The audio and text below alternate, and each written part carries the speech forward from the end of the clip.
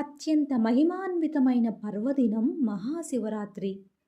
ఆ రోజంతా ఉపవాసంతో ఉంటూ బిల్వపత్రాలతో శివునికి అర్చన చేస్తూ రాత్రంతా జాగరణ చేసి మరునాడు భోజనం చేసి ఉపవాసం ముగిస్తారు. మహాశివరాత్రి రోజున లింగోద్భవ కాలం అనగా నిశితాకాలం శివపూజకు అనువైన సమయం. పరమేశ్వరుడు లింగరూపంలో భూమి మీద కనిపించిన కాలాన్ని లింగోద్భవ కాలం అంటారు.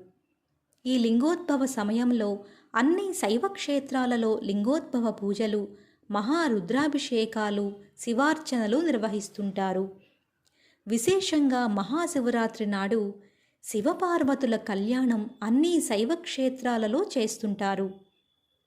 మహాశివరాత్రి నాడు జాగరణ చేయటంలో పరమార్థం ప్రకృతిలో నిద్రాణమై ఉన్న శివశక్తిని శివపూజ, శివారాధనతో మేల్కొలిపి సర్వమును శివస్వరూపంగా భావించి అంతా శివమయం అనే భావనతో ఎవరైతే ఆ మహాదేవునికి సామీప్యంగా ఉంటారో వారికి శివ సాయుధ్యం కలుగుతుందని పురాణాలు చెప్తున్నాయి. క్షీరసాగర మదనంలో వచ్చిన హాలాహలాన్ని తన కంఠంలో దాచుకొని సర్వ జగత్తుకు వెలుగును ప్రసాదించిన అపార కరుణా వాత్సల్యుడు ఆ నీలకంఠుడు.